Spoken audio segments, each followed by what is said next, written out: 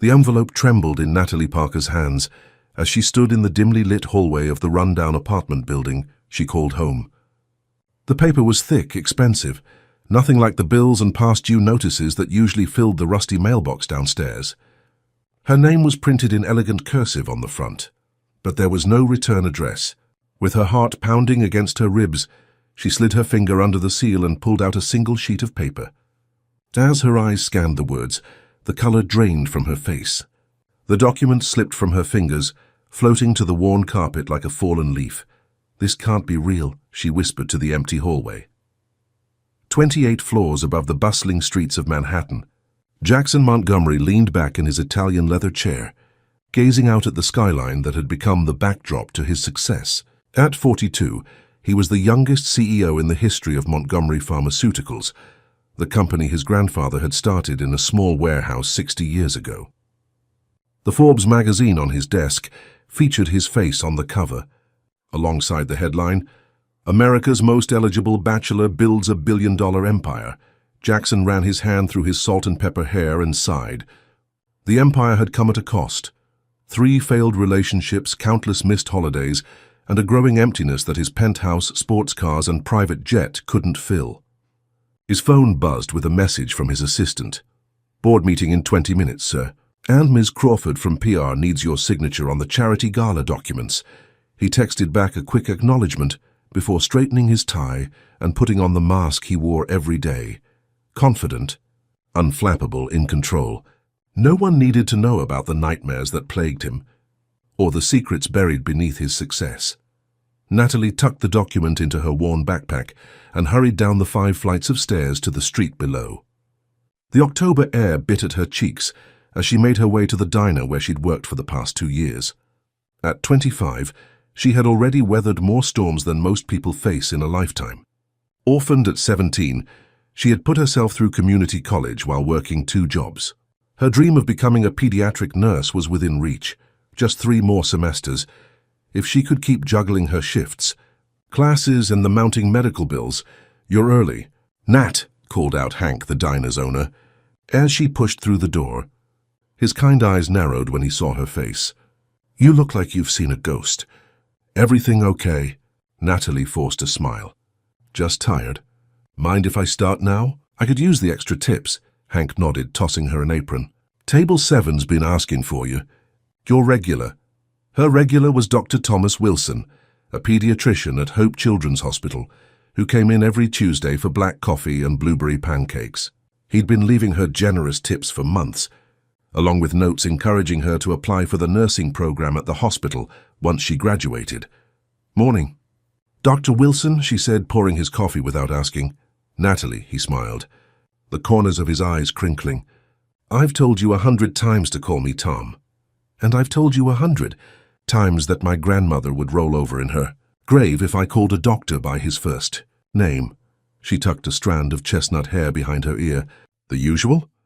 He nodded, then held up a brochure. "The hospital's scholarship applications open next week. Promise me you'll apply this time." Natalie hesitated, thinking of the document in her backpack. "I'm not sure I'll still be in New York next week," she said quietly.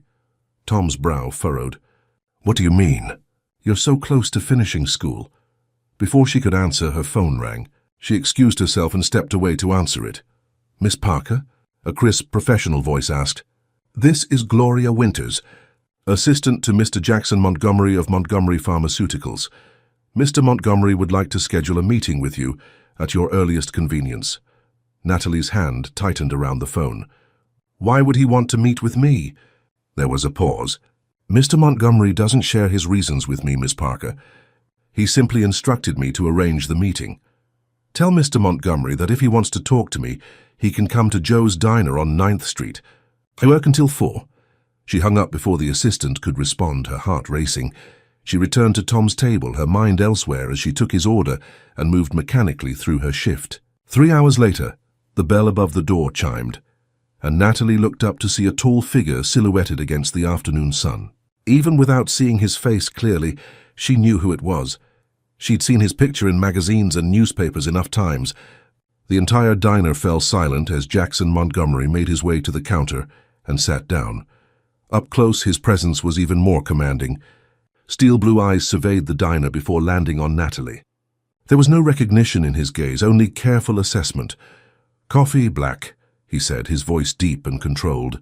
Natalie poured the coffee with steady hands, despite the storm raging inside her. "Anything else, Mr. Montgomery?" A flicker of surprise crossed his face. "You know who I am. Everyone knows who you are." He studied her for a moment. "Is there somewhere private we can talk, Miss Parker?" "My break's in 15 minutes. There's a park across the street." Jackson nodded, taking a sip of his coffee. "I'll wait." The 15 minutes crawled by as Natalie felt his eyes on her back while she served other customers. When Hank finally nodded toward the door, indicating she could take her break, she untied her apron and walked out without looking back to see if Jackson followed. She knew he would. The park was nearly empty, just a few mothers with strollers and elderly people feeding pigeons. Natalie sat on a bench beneath a maple tree, shedding crimson leaves. Jackson sat beside her, leaving a careful distance between them. "I received your letter," he said without preamble. "I didn't send you a letter." His eyebrows drew together. "Then how did you get my family's private medical records?" Natalie pulled the document from her backpack and handed it to him. "This was in my mailbox this morning. I don't know who sent it." Jackson's face paled as he scanned the page. It was a DNA test result, showing a 99.8% probability that Natalie Parker was related to the Montgomery family, specifically that she shared genetic markers consistent with being the daughter of Jackson's deceased brother. "William, this is impossible," Jackson said, his voice tight. "My brother didn't have any children." "That you knew of," Natalie replied softly. "I never knew my father. My mother died when I was 17, and she never told me who he was. All I had was a photograph and a first name, Will." Jackson's eyes snapped to hers, searching for resemblance. It was there in the shape of her eyes, the curve of her jaw, the same features he saw every morning in his own mirror, the same features his brother had. "Why now?" he asked. "Why would someone send this to you now?" Natalie shook her head. "I don't know. But there's more." She pulled out a second document, this one a bank statement, showing a trust fund in her name containing over $2 million, set up by William Montgomery before his death 15 years ago. "According to this, I can only access it if I'm acknowledged by the Montgomery family. Otherwise, it reverts to the company next month when I turn 26. Jackson's jaw tightened. "Someone's trying to force my hand, or someone's trying to right a wrong," Natalie countered. "I'm not asking for anything from you, Mr. Montgomery. I've taken care of myself my whole life. I just want to know the truth." As a cloud passed over the sun, casting them in shadow, Jackson stood abruptly. "I need to verify this. I'll be in touch." He walked away, leaving Natalie alone on the bench. She watched his retreating figure, this stranger who might be her uncle, and wondered if she'd ever see him again. What she didn't know was that both their lives had just changed irrevocably, and that the secret still buried would soon come to light with consequences neither could imagine. 3 days passed with no word from Jackson Montgomery. Natalie continued her routine, classes in the morning, shifts at the diner, studying late into the night, but her mind constantly returned to the documents and the brief encounter in the park. She had searched online for information about William Montgomery, finding only that he had been the black sheep of the family, dying in a boating accident at 32. There were few photographs, but in each one, Natalie could see echoes of her own features. On Friday afternoon, as she wiped down tables after the lunch rush, the bell above the door chimed.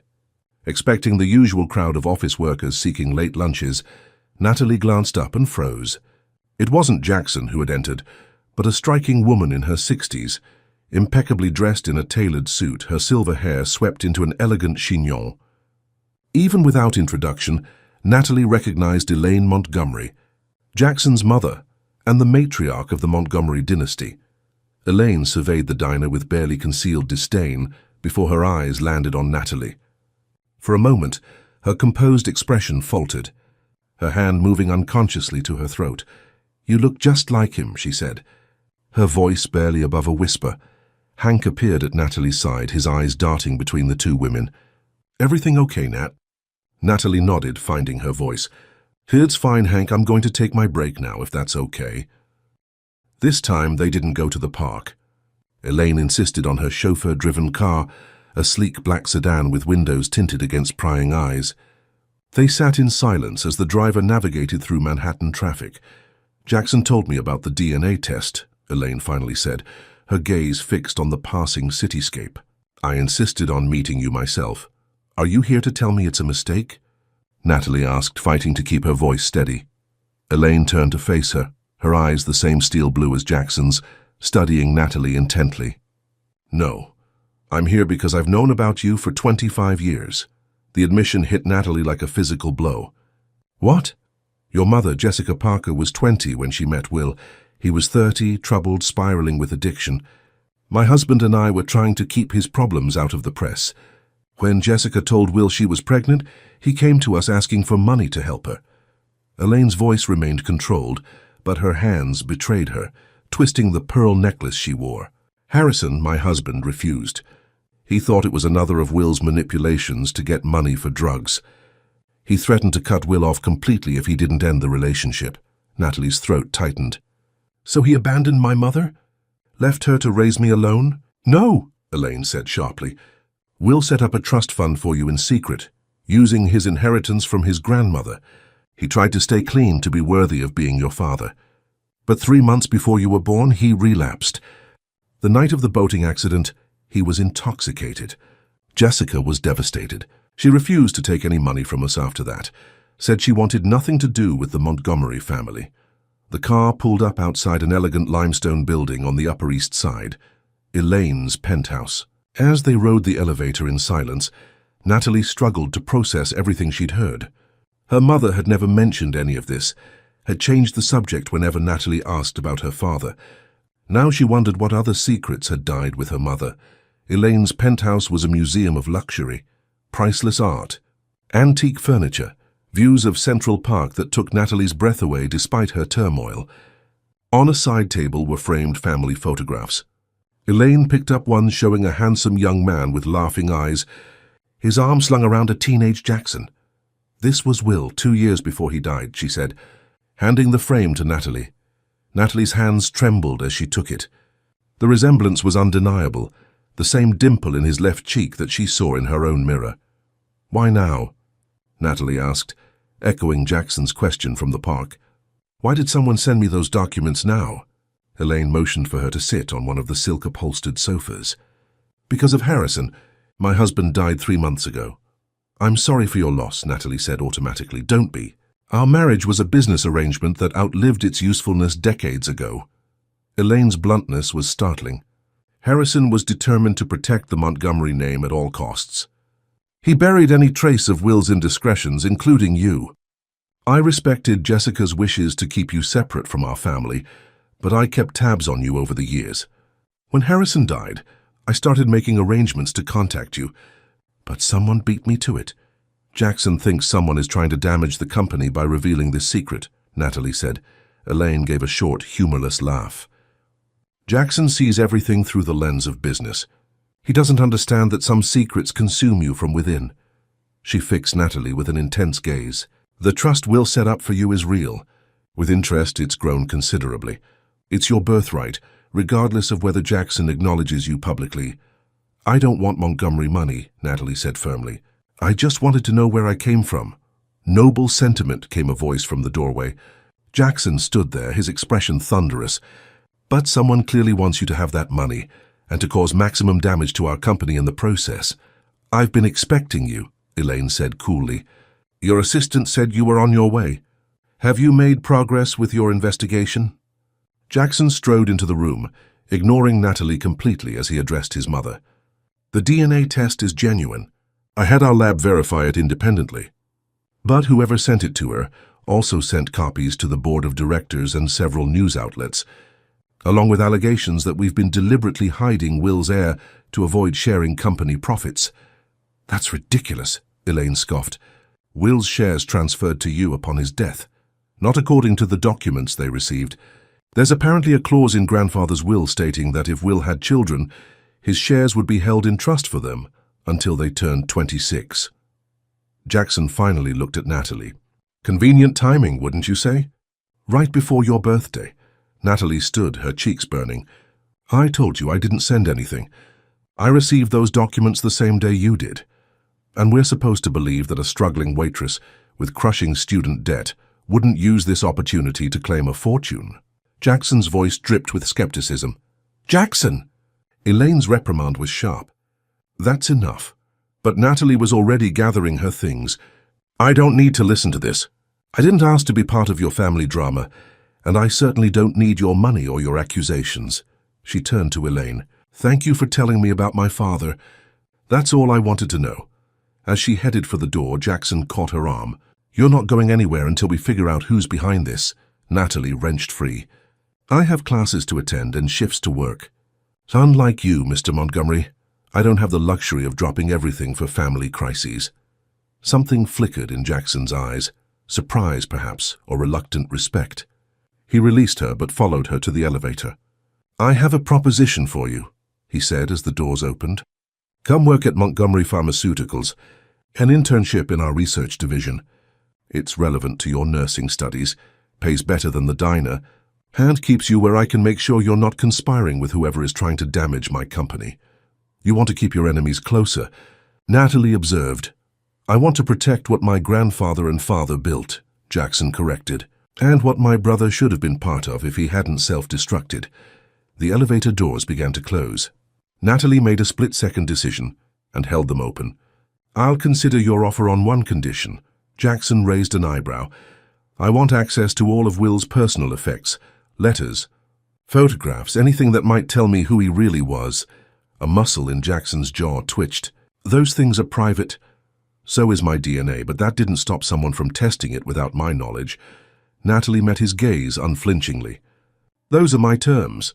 After a long moment, Jackson nodded curtly. "Fine. Be at the Montgomery building Monday at 9. Ask for Gloria. She'll handle the paperwork." As the elevator descended, Natalie leaned against the wall, exhaling slowly. She had just agreed to enter the lion's den, driven by a need to understand her past that outweighed her caution.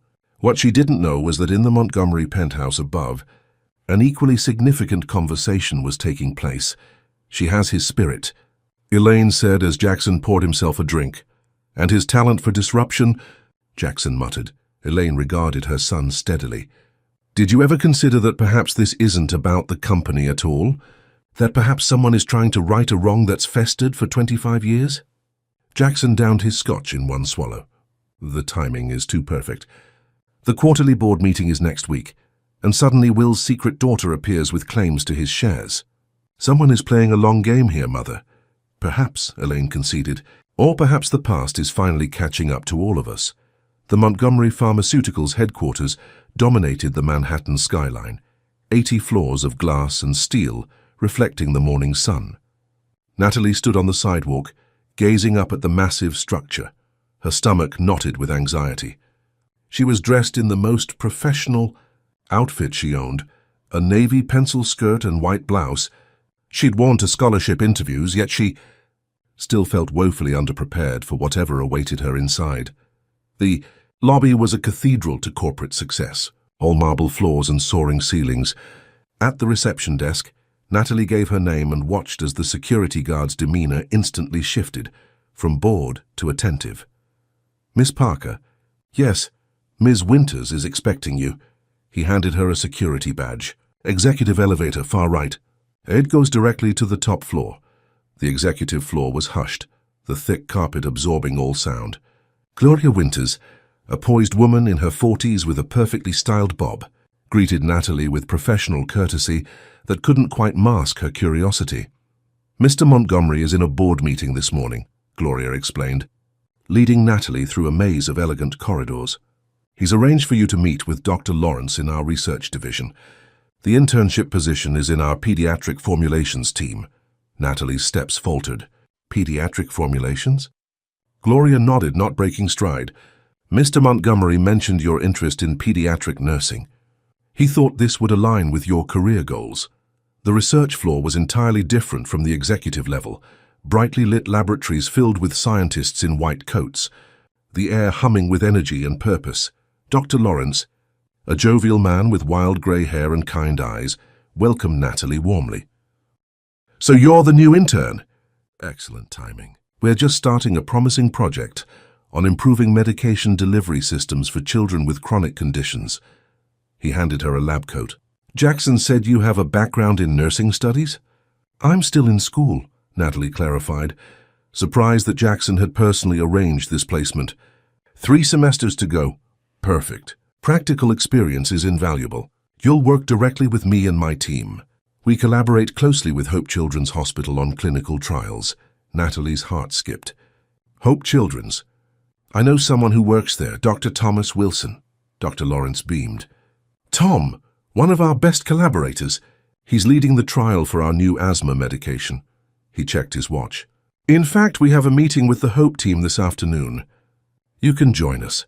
The morning passed in a whirlwind of introductions and orientation. By lunchtime, Natalie's head was spinning with information, but she felt a surprising sense of belonging. The work was fascinating, far more engaging than her textbooks had suggested. At 2 o'clock, Natalie followed Dr. Lawrence to a spacious conference room. Her heart lifted when she spotted Tom among the hospital representatives. He did a double-take when he saw her, his confusion evident. Natalie, what are you doing here? Before she could explain, Jackson Montgomery strode into the room, commanding immediate attention. His eyes narrowed slightly when he saw Natalie talking with Tom, but he said nothing, merely nodding in her direction before taking his place at the head of the table. The meeting was detailed and technical, focused on a new treatment protocol that combined Montgomery's medication with a revolutionary delivery system developed at Hope Children's. Natalie listened intently, impressed by Jackson's grasp of the scientific details and his obvious passion for the project. This partnership will change pediatric asthma treatment forever, Jackson concluded. With Montgomery's resources and Hope's innovation, we can bring this to market within 18 months. As the meeting dispersed, Tom made his way to Natalie. You disappeared from the diner. Hank said you'd quit with no notice. What's going on? It's complicated. Natalie hesitated, aware of Jackson watching them. This internship opportunity came up suddenly. Tom's expression was skeptical. In 3 years of knowing you, you've never mentioned applying to Montgomery Pharmaceuticals. Miss Parker, Jackson interrupted, approaching them. Dr. Wilson, I wasn't aware you two were acquainted. Natalie's been serving me breakfast for years, Tom said, his tone friendly but his eyes watchful. She's one of the brightest students I've ever mentored.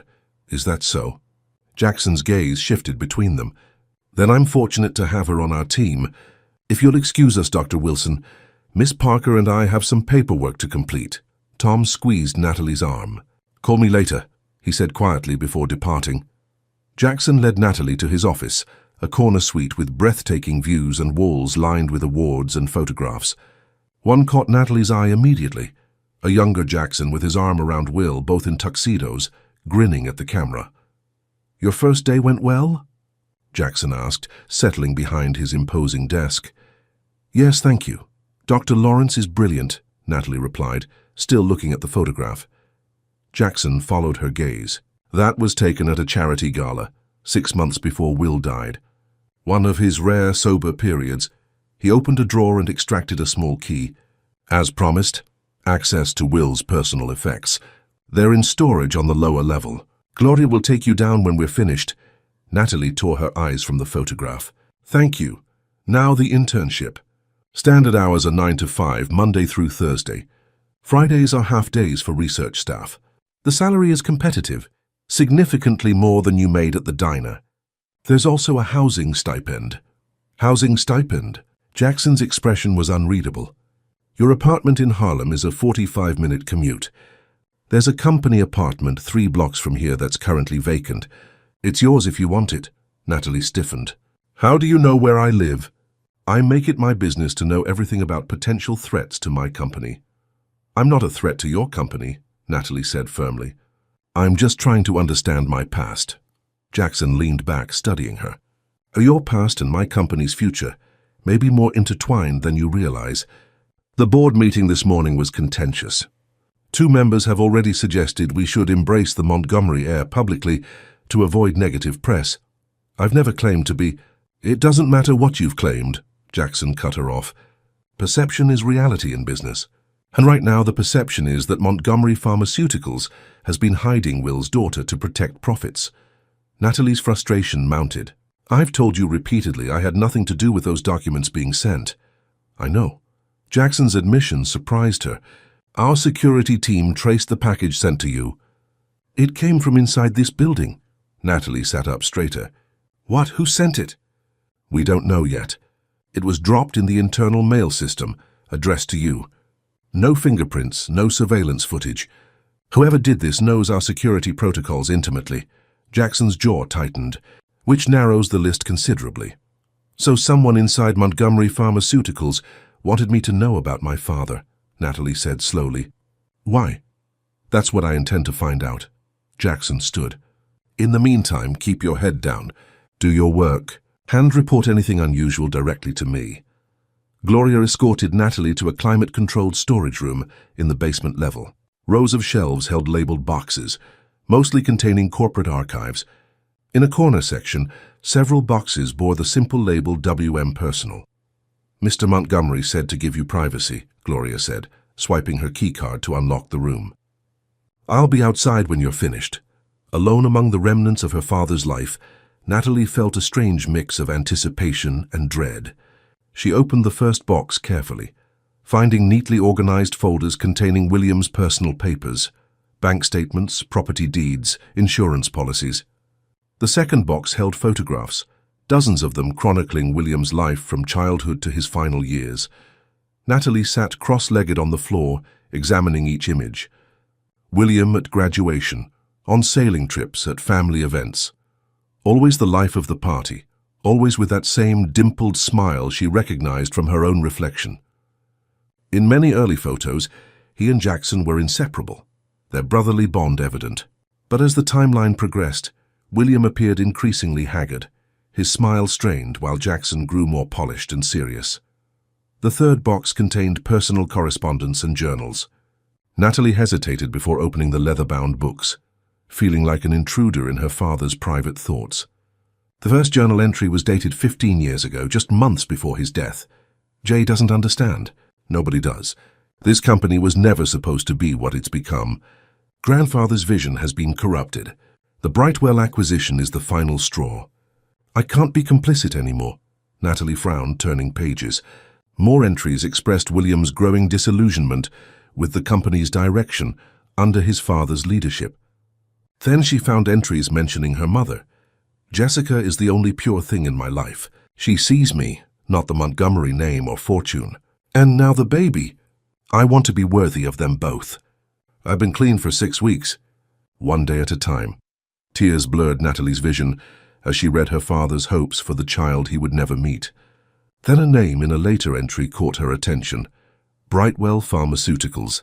William had been vehemently opposed to Montgomery's acquisition of the smaller company, citing ethical concerns about their research practices. In the final journal, dated just weeks before his death, William had become increasingly paranoid. I've gathered all the documentation. If anything happens to me, T has copies of everything. Dad can't silence both of us. The last entry sent chills down Natalie's spine. Meeting Dad on the boat tomorrow. Last chance to make him see reason before I go public. Jay refuses to get involved, says I'm being dramatic. But he hasn't seen what I've seen. Natalie closed the journal, her mind racing. What had William discovered that had troubled him so deeply? And who was T? As she returned the journals to their box, a sealed envelope fell from between the pages of the last book. It was addressed simply, "For my child." With trembling fingers, Natalie broke the seal. Inside was a letter, dated 1 week before William's death, and a small USB drive. "To my son or daughter," the letter began. "If you're reading this, then I never had the chance to know you. I'm sorry for that. It will be my greatest regret. But there are things you should know about our family and the company that bears our name. The truth is, on the enclosed drive, trust no one in the family except perhaps Jackson, though his loyalty to the company may outweigh his conscience. If you're anything like me, you'll want to right this wrong. Be careful. What happened at Brightwell can never be allowed to happen again." Natalie stared at the USB drive, a chill running down her spine. After 15 years, she was holding her father's final message, and possibly the key to understanding his death. Outside the storage room, she could hear Gloria receiving a phone call. Quickly, Natalie slipped the letter and USB drive into her pocket, just as the door opened. "Miss Parker, Mr. Montgomery is asking for you." There's been an urgent development. Natalie followed Gloria through the labyrinthine corridors of Montgomery Pharmaceuticals, the USB drive a heavy weight in her pocket. Her mind whirled with questions. What had her father discovered about the Brightwell acquisition? Who was T? And most disturbingly, had William's death truly been an accident? Jackson was standing at the window of his office, his back to the door when they entered. The tension in his shoulders was visible even from across the room. "Thank you, Gloria," he said without turning. "Please close the door." Once they were alone, Jackson finally faced Natalie. His expression was grim. "There's been a security breach. Someone accessed confidential files related to the Brightwell acquisition from 15 years ago." Natalie's heart raced, but she kept her expression neutral. "What does that have to do with me?" "The access occurred 20 minutes ago, from the terminal in the storage room where you were reviewing Will's belongings." Jackson's eyes were hard, searching. "Care to explain?" "I didn't access any company files," Natalie said truthfully. "I was only looking through my father's personal items as you authorized." Jackson approached her slowly. "Then someone used your credentials while you were down there. Either way, I need to know what you found." Natalie hesitated, her hand unconsciously moving toward her pocket. Jackson caught the gesture, his eyes narrowing. "What are you hiding, Natalie?" Before she could answer, Jackson's phone rang. He glanced at the screen, his expression shifting. "I need to take this," he answered, his tone immediately professional. "Montgomery speaking." As he listened, the color drained from his face. "When?" he asked sharply. "Which hospital?" A pause. "I'll be right there." He ended the call and grabbed his suit jacket from the back of his chair. "That was Hope Children's Hospital. My mother collapsed at her charity foundation office. They're saying it might be a stroke."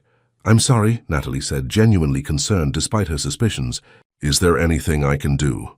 Jackson seemed to battle with himself for a moment. "Come with me," he finally said. "Whatever's going on here, I can't leave you unsupervised in this building, and I don't have time to deal with security protocols right now." The ride to Hope Children's Hospital was tense and silent. Natalie watched Jackson's profile as he stared out the window, his jaw clenched, fingers drumming restlessly on his knee. Despite his controlled exterior, she could see genuine worry in his eyes. At the hospital, they were immediately escorted to a private wing. Dr. Thomas Wilson met them in the corridor, his expression grave. "Jackson," he greeted with a nod. "We have your mother stabilized.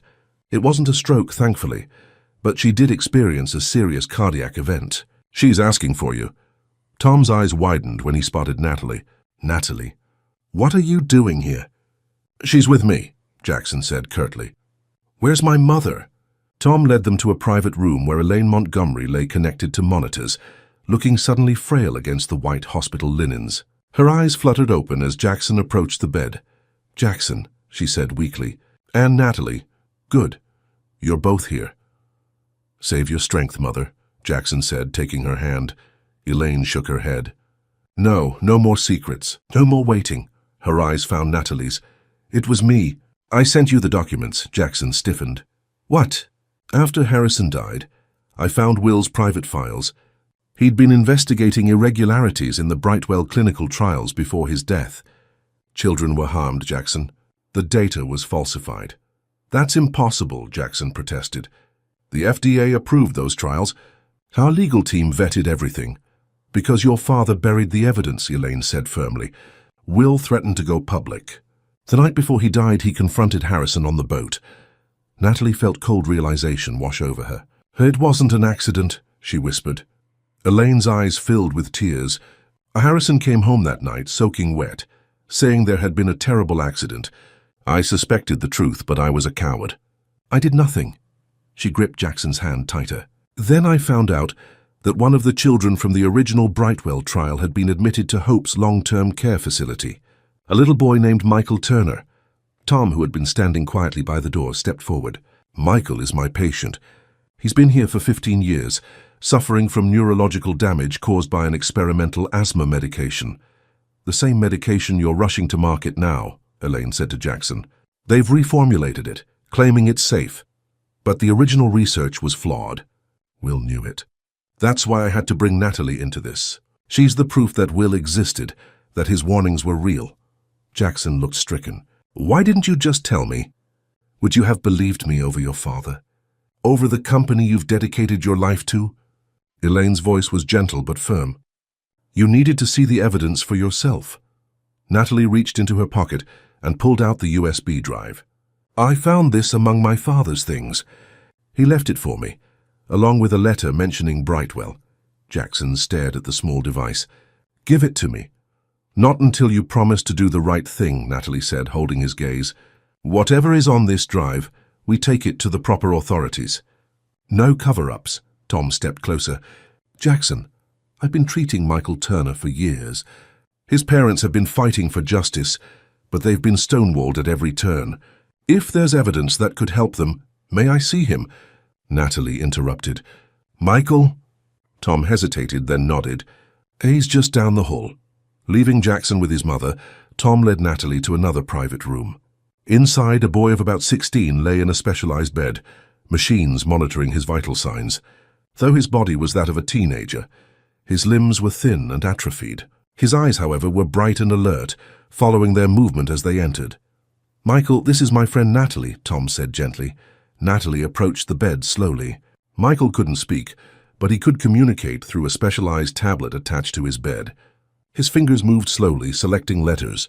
New friend appeared on the screen. Yes, Natalie said, her throat tight with emotion. I'm new here. Story time, Michael typed. Tom smiled. Michael loves stories. I read to him every day during my rounds. Natalie sat in the chair beside the bed. I'd like to tell you a story, Michael, about my father, and how he tried to help children like you. For the next 15 minutes, Natalie spoke softly to Michael, telling him about William Montgomery and his fight against corporate corruption. Tom stood by, listening intently. When she finished, Michael's fingers moved across his tablet again. Dad talks about him. Natalie looked up at Tom, confused. Michael's father, Travis Turner, worked in the Montgomery Pharmaceuticals legal department 15 years ago, Tom explained. He was the whistleblower who tried to support Will's claims, but after Will died, Travis was discredited and fired. He's been fighting for justice for his son ever since. T, Natalie whispered, the initial from her father's journal suddenly making sense. My father mentioned someone named T who had copies of his evidence. The door opened behind them, and Jackson stood there, his face ashen. Travis Turner, he said. He's been sending anonymous tips to the board for years. We all thought he was just a disgruntled former employee with a vendetta. He was trying to finish what my father started, Natalie said, to protect other children from suffering like Michael. Jackson approached the bed, his confident demeanor gone. He looked at Michael for a long moment, then turned to Natalie. I've just spoken with the board. We're halting production of the new asthma medication, pending a complete review of all the research, and he hesitated. I've authorized a formal investigation into the circumstances of Will's death. Tom's pager beeped. He checked it and frowned. Excuse me, I need to take this. He stepped out of the room. Alone with Michael and Natalie, Jackson continued, I've spent my entire life believing in this company, in my father's vision. To think that he might have... He couldn't finish the sentence. It wasn't your fault, Natalie said softly. You didn't know. I should have listened to Will. He tried to tell me, but I was too focused on proving myself to our father. Jackson ran a hand through his hair. The board wants to make a public statement acknowledging you as Will's daughter and my niece. They think it will help control the narrative when this all comes out. Is that what you want? Before Jackson could answer, Tom returned, his expression serious. Jackson, your mother is asking for you. And Natalie, there's someone here to see you. Travis Turner is in the waiting room. 1 year later, Natalie stood at the podium in the grand ballroom of the Waldorf Astoria, hundreds of faces turned toward her expectantly. Behind her, a banner read First Annual William Montgomery Foundation for Pediatric Research Ethics. My father believed that pharmaceutical companies had a sacred duty to protect the most vulnerable, she began. Today, with the establishment of this foundation, we honor his vision and ensure that no child will ever again be harmed by negligence or corporate greed. In the front row, Jackson sat beside Elaine, who had made a full recovery. Next to them was Michael Turner in his wheelchair, his parents beaming with pride. The settlement from Montgomery Pharmaceuticals had provided for the best care available, and Michael had made remarkable progress over the past year. Tom, who had become the foundation's medical director, caught Natalie's eye and gave her an encouraging smile. Their relationship had blossomed from friendship to romance in the months following the revelations, built on shared values and mutual respect. As Natalie continued her speech, she glanced at the family portrait newly added to the Montgomery collection, a photograph of Will holding Jessica, both radiantly happy, taken before Natalie was born. Jackson had found it among his father's personal effects and had it restored and framed as a gift for her. Today marks not just the launch of a foundation, but the healing of a family, Natalie said, her voice strong and clear. The Montgomery legacy is being redefined, not through profit margins or market share, but through integrity, transparency, and compassion. Later, as guests mingled during the reception, Jackson approached Natalie, champagne flutes in hand. "Grandfather would have been proud," he said, handing her a glass. "He started this company to help people, not to build an empire. Somewhere along the way, my father lost sight of that. And now?" Natalie asked. "Now we have a chance to do better." Jackson clinked his glass against hers. "To family, the one we're born with and the one we choose." Across the room, Tom was showing Michael how the Foundation's new adaptive technology program would help children with similar conditions communicate more effectively. Elaine was deep in conversation with Travis Turner, both of them finally at peace with the past. Natalie looked around at this unlikely family that had formed from secrets and tragedy. The trust fund William had established for her had been donated to the Foundation, along with a significant contribution from Montgomery Pharmaceuticals. She had completed her nursing degree and now divided her time between clinical work at Hope Children's Hospital and overseeing the Foundation's educational programs. The journey had been painful, the revelations devastating, but from those broken pieces had emerged something meaningful and lasting. William's legacy would live on, not just through Natalie, but through every child helped by the Foundation that bore his name. As she watched Michael laugh at something Tom said, Natalie felt a profound sense of belonging. She had set out to discover her past, but had found something far more valuable, a future built on truth, purpose, and love.